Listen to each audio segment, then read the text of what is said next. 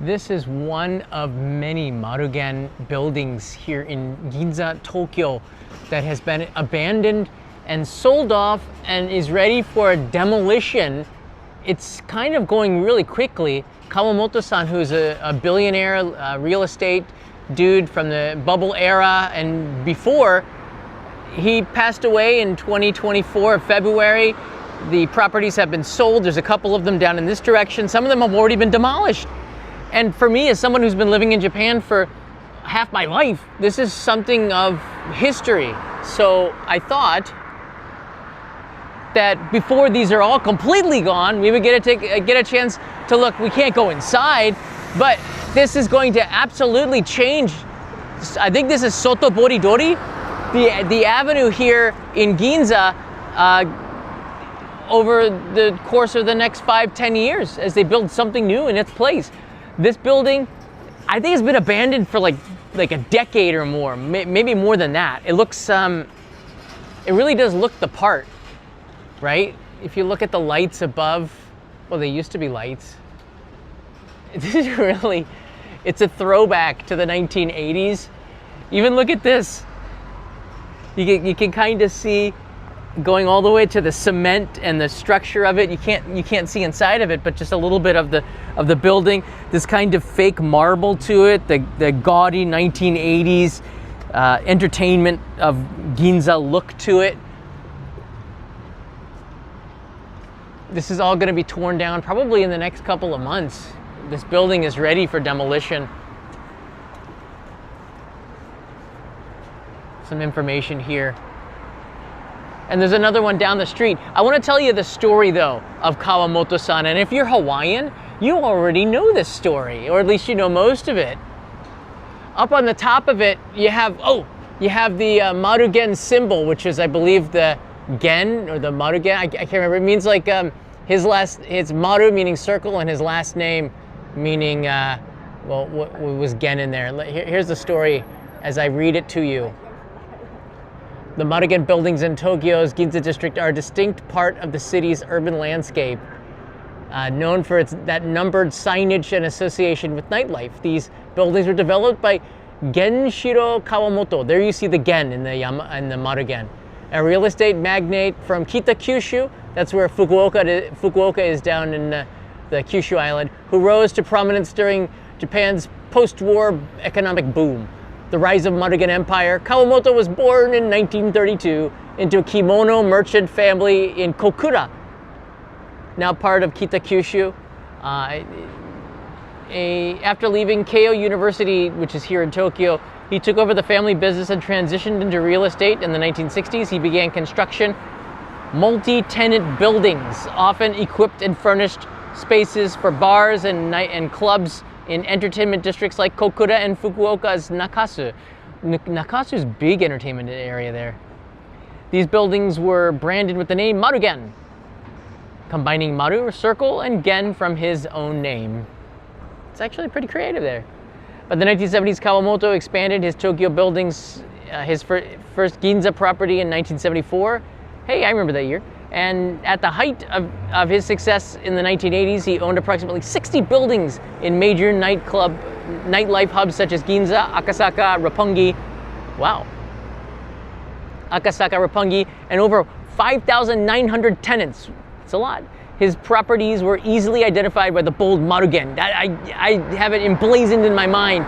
Signage often illuminated in red neon, becoming iconic fixtures in Tokyo's cityscape, especially at night. The decline in the controversy, and we're going to walk down to his other building here. Despite his wealth, estimated at over $2.6 billion in the 1990s, Kawamoto was known for his frugality, particularly regarding property maintenance. Many of his buildings, including those in Ginza, fell into disrepair. Some tenants reported issues like malfunctioning elevators and neglected facilities. In 2013, Kawamoto was arrested for concealing approximately 2.8 billion yen in income and evading over 800 million yen in taxes. He was sentenced to 4 years in prison in 2018.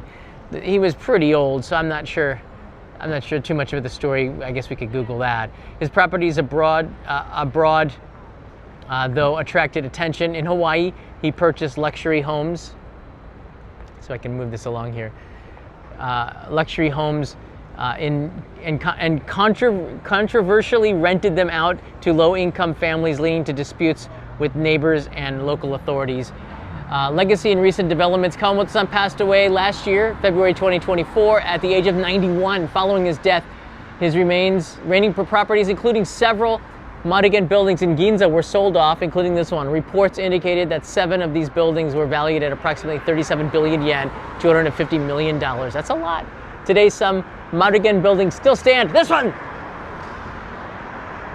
They serve as a reminder of a bygone era in Tokyo's real estate and nightlife history, reflecting both the ambition and the controversies of their creator. This is so cool. It's like when you know the history and all these tourists are walking by and they just don't know what they're walking by. This is the last of the buildings, I believe. So you got to thank the AI because you got to be who you are. You got to be very thankful for it. I did ask another question. And why does it know my name like that? That's the bad guy in Karate Kid. Tell me the Hawaii story. Now we're going to get into some of the nitty-gritty here. Genshiro Kawamoto's Hawaii story is one of the most bizarre and controversial chapters in the real estate empire. The basics, the late 80s to the 2010s, Kahala neighborhood in Honolulu, one of the most amazing places, affluent place. Mass property acquisitions. Kawamoto began buying up luxurious homes in Kahala during the Japanese asset bubble in the late 1980s. Japanese were so rich back then in the early 1990s, they reportedly paid cash for sometimes over market value. Locals called him a land hoarder due to their sheer volume. He let the mansions rot. Despite their value, Kawamoto intentionally let many of the homes sit vacant and deteriorate.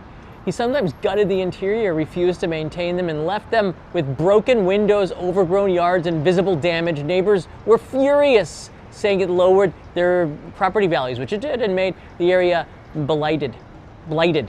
Surprise philanthropy. So then what did he do to fix his image?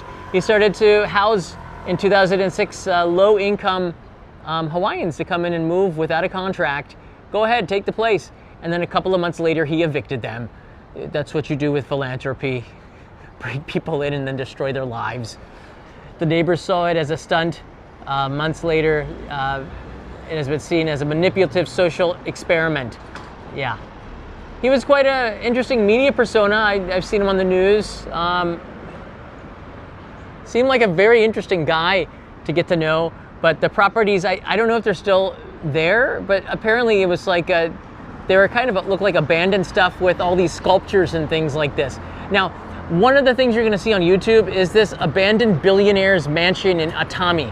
And YouTubers are still going down there and making the story. They shouldn't, because they could be fined and penalized, and it is an act of nuisance, which is something Japan is cracking down on. In particular this, it's been in the news, Japanese news. So he has an Atami mansion. It was basically like the bad guy lair. A lot of people called it that. It was a grand structure reflecting his penchant for opulence, designed with a blend of traditional Japanese and Western architectural elements. The property featured expansive gardens indicating woodwork and panoramic views of the bay. Despite its grandeur, the mansion was left unoccupied for years, leading to its gradual deterioration, and basically looks like a 1970s James Bond movie. Over time, the mansions fell into disrepair. The once manicured gardens became overgrown. The current state, it's pretty bad. And one of the things that I noticed, just 4 days ago, a YouTuber went in there illegally and made a video on it. I'm not going to say whether or not it's bad or good, but it's illegal. So, you're not going to see it on this channel because I don't want to get in trouble. But you can see by just Googling Atami abandoned billionaire's mansion. I guess one big YouTuber went in there and showed it, and then others have gone in there. Just 4 days ago, there was some dude in there. I would be very careful about that because, yeah, it's a very sensitive topic, especially with the locals. It's abandoned, and the police know about this. They don't maintain it. That's not their job. But that mansion won't be there for much longer. A lot of content on it. Actually, a lot of foreign YouTubers going in there. It's not original content anymore. Just I would say be really careful with if you're going to do it. Just know the history and know that you're probably being watched, not just by the ghosts of Kawamoto-san, but probably the police and they're not so ghosty. Let's cross the street and see if we can catch a little bit more of this. And I want to show you one more building that's apparently still there, in a way. This is a part of Ginza. Actually, you can find it. There's the Tokyo Plaza right there in Ginza. This is Sukiyabashi intersection. Sukiyabashi, famous for Sukiyabashi Jiro, who's the sushi chef that was in that documentary. It's now a tourist trap, sadly. I think he must be like 100 years old by now. It's mostly foreigners that go in there, and usually people that saw the documentary and don't know much about sushi. I think they removed the sign. That's a shame. But you could just see, it has like that distinctive 1980s look to it. Like 1970s, 1980s. You could say groovy, and you would not be wrong with this building.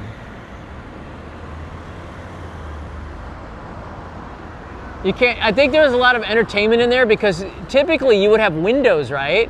But I think the windows were shielded like that because there were like hostess clubs or nightclubs inside of there, or tenants that wanted ultra privacy or whatnot. I don't know. Looks like they took down the Marugen sign on the top of it, but I don't think that this is going to be on the Tokyo landscape for much longer. Excuse me. One more. Three's a charm. I think it could be the dust. Did we hit our goal yet? I don't know. Maybe not. Let's keep on going.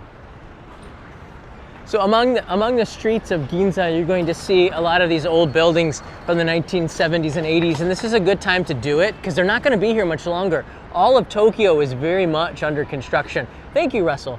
Thank you, Beyond Lover and Yoda and Jedi01. Enjoy, everybody, for the bless yous. That means, they said if you sneeze and no one says God bless you, your soul gets thrown out and doesn't come back.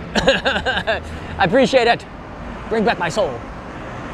A lot of these old buildings from the 1970s and 80s are going to be going bye-bye. And at the end of the street, I'm going to show you one in particular that I don't know if it's going to, I think it'll manage to be here, but we do get a little bit of a treat as we take a look at the Porsches. Wow. That car looks really nice. Look at that. That's a Ferrari. Or is that a Lamborghini? That's a Lambo. That's a Lambo. Whoa. That's pretty awesome. The things you see in Ginza. Sometimes you'll see the car carrier truck loading up the cars for display at that building. I've seen it maybe a dozen times. They change them pretty frequently. This is my backyard, so I get to see a lot of weird stuff in Ginza quite often. That's another reason why I wanted to show. How much? Too much. That's one way to look at it. All right, we're getting close to it. There's a construction, there's a building that's been boarded up, and that's another of the Marugen buildings. But a lot of the new buildings on the street here are brand new or have been seriously renovated to look like it's from the years, this millennium. But I do love the mix of the bubble era buildings, and I hate to see it go, but there's not a lot that you can do about it. All right, this is the building here that's been boarded up. We're gonna cross the street and go to the other side so you can get a better look, but as you can see, this one definitely is a bubble era building. Look at the design to it. That's pretty funky. And you can tell usually there'll be some entertainment there. So this is the old Marugen. Let's go across the street here. You can get a better view from across the street. Got to do it before the light turns red. All right. Now you can see that boarded up building right there. This one right here with the brown, keep that in mind. I'm going to take you from the corner here, and then you'll get a better view as I pull up a archived archived photo of what it looked like before. So you can see the Marugen on the top of it, the Gen, I guess it is. Usually there was a number involved with it, but now it looks like they finally start to bring this building down, which is I don't know. Is it a shame though? I don't know, but I don't know. There's so many changes happening so fast in Tokyo. This is one of them. So you can't see it anymore, but that used to be a Marugen building. It's going to be gone, and I'm curious to see what's going to be in its place. I'm going to take you a little bit further now, down towards, hey, red light. The reason I don't cross on a red light is because one of my neighbors might see me, and I don't want to be known as a rule breaker. Japanese having this expression. A Japanese friend told me about this. He goes, I asked him about honesty in Japan. I was gonna make a main channel episode on this, but I don't know when I'm gonna get around to it. We're talking about honesty in Japan, and I said, why are Japanese so honest? Is it because of shame, or is it because he goes, it's guilt and shame, so they'll return it because they don't want to feel like it. But it's more than that. It is a kind of a shame, but what he told me, I don't know, there could be other Japanese that are watching that can confirm or deny this. He said there's an expression called the sun is always watching you. Meaning, all right, let's say you do see a wallet and you picked it up. Now all of a sudden you are responsible for it. Somebody probably saw you pick it up, or even if you looked around and you didn't see anybody see you, probably somebody saw you, because there's always old ladies looking around the windows here, and if they did, they're going to, sometimes the old ladies will follow up with the police or something and goes, oh, John picked up a wallet, did he return it? And then the police officer go, yeah. So I mean, like, there's this guilt that people have, the sun always watching you.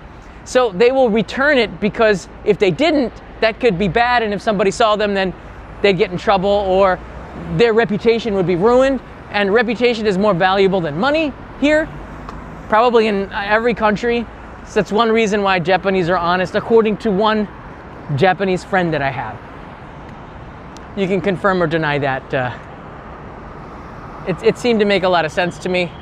So that's why if you drop your wallet, somebody might pick it up, because it's right in front of them. It's the right thing to do. And if you didn't do it, somebody might see you and say, why didn't you do that? Or people are just very judgmental, and you can feel it. And the longer you stay here, you can feel people silently judging you. In Japan, that's how you know you've turned to the other side.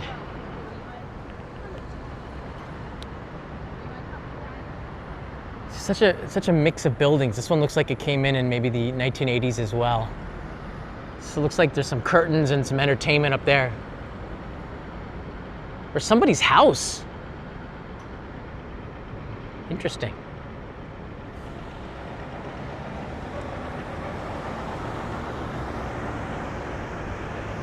All right, this building on the right side here,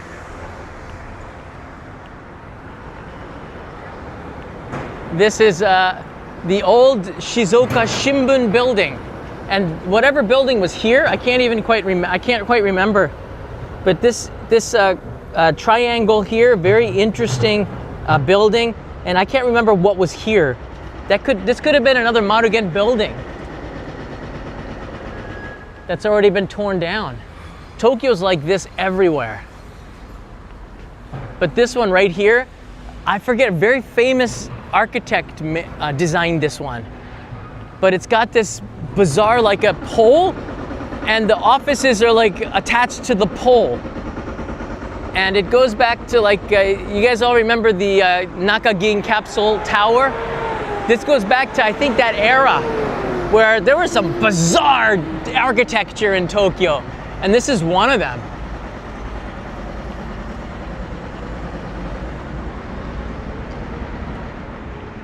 And apparently the guy who has the best tacos, Mexican tacos in Japan, who lived in Mexico for a couple of decades, he actually has his truck positioned here once a week. I think it's Thursdays.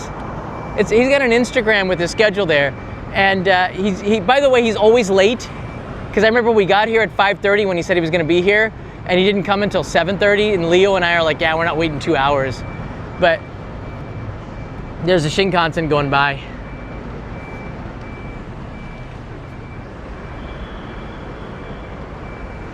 Yeah, 3 hermanos, that's it. Super cool guy. We've done some back and forths on Instagram actually. But this old Shizuoka Shimbun building, it's been painted. I think it was a white color about 7 or 8 years ago. Yeah, there you can see Shizuoka Shimbun. It's bizarre. So there's still a lot of these buildings remaining. I don't quite remember what was here, but behind it, some of these, looks like it's from the 1980s, 90s. You can tell from the smaller windows and lack of design. There's some wacky stuff here.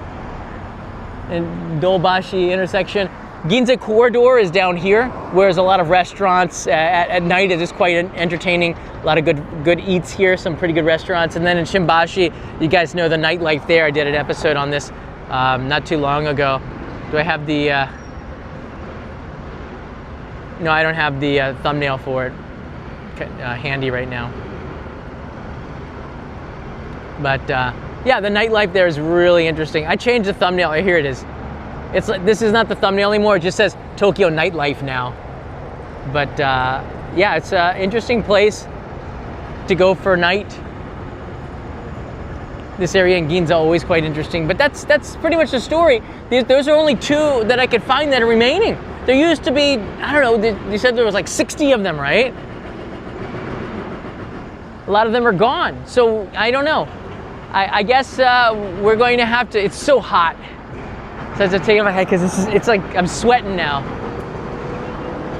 So if you are in Ginza, you know a little bit now of the history of it. Maybe for the next couple of months, this building might be here. So it's kind of neat to walk by it, get a picture of the Marugen and the history going back from the 70s to the 90s before, you know, everything started to fall apart. It's interesting. It's interesting. But you can hear the construction all around. Tokyo, it's not 1970 anymore. It really does feel like the 2020s. And there's a lot of changes happening here. I'm from LA, so I think I'm okay for tacos. You should. The tacos are so good. Apparently, they're very authentic, and I have yet to try them because he's never here on time. The toy store is there. I just walked in there, Gordon. I'm actually here for a reason. I got the battery changed on this iPhone 14 Pro at the Apple Store. Cost me 16,000 yen, which is more than $100. So I guess they kind of inflated a little bit. But I got 100% battery again. I think my battery integrity was down to 80% of what it used to be. So it's back up to 100 now. I can have a longer battery life and stream a lot longer. So, are you feeling good at pedestrians having every Sundays? I'm not sure what that means. Pedestrian heaven. I'll be going to Osaka not this Monday, but next Monday for the expo. If you're in Osaka, I'll be at the expo. Not this coming Monday because I'll be in Guam or on the way to Guam. I'll be in Osaka the next Monday. And I don't know if I'll be able to see my friend Kevin Riley. I will probably do a couple of streams there. But I will be taking, do I have it here? I guess I deleted it already. But I'll be taking the postcards, and I think we had 5 new signups yesterday. This is crazy. Crazy good. I'll be taking the postcards to, I deleted it here. I'll bring it up for the next time. This month's postcard is the Osaka Expo. I'm going to be taking it and hand delivering it from the Expo to get a special stamp that you have been there because you've received something from the Expo. It's kind of cool. We've gotten about 30 plus new signups from this campaign, so I hope so. And if you stick with the Postcard Club, in July I'm planning to send the postcards from the top of Mount Fuji. So I'll be taking a few hundred postcards to the top of Fujisan and then delivering it there. So that's the cool thing about having such a group of people supporting. It's so loud here. Your card has been there, but you're not. I will be. The card will have been there. And I will too, because I'm hand delivering the cards literally at the, I have to go into the expo to the post office inside the expo, and the expo has two, east and west side has a particular stamp for each postcard that will get stamped on there with the mascot and the grand ring around it. It's really cool. I showed it in yesterday's live stream. I want to shout out to Molly, who is 4 months old. I don't want to forget this, but Molly is 4 months old, whose grandmother wrote to me on Patreon. Thank you so much. The family from the UK, you guys are great. And Molly, if you're watching, how you doing? You're in Japan. You're in Ginza. Thank you, Molly. Thank you, family. You're at Lawson's, actually. There you go. So shout out to Molly. I try to remember to do all the shout outs, but sometimes I just forget. Living in the moment. All right, everybody, take care. I'm gonna get on my bike and go back home, do some editing, get ready, because tomorrow, on Monday, we're heading off to Guam, and then on the weekend, I'm hoping to finish up a video on strawberries and upload that, and then I can release it next week, and then keep it going. I've already released more videos on the main channel than I did in all of 2024 this year in 2025. So already it's been a pretty good year. I will be doing tons of streaming in Guam, and I'm really looking forward to it. I received over 30 messages from people in Guam, and I think many of them are going to come to the Wednesday night market and see Kanai, Leo, and I, and maybe get some coconuts, because that's all Leo wants to do, is to get a coconut. I don't know.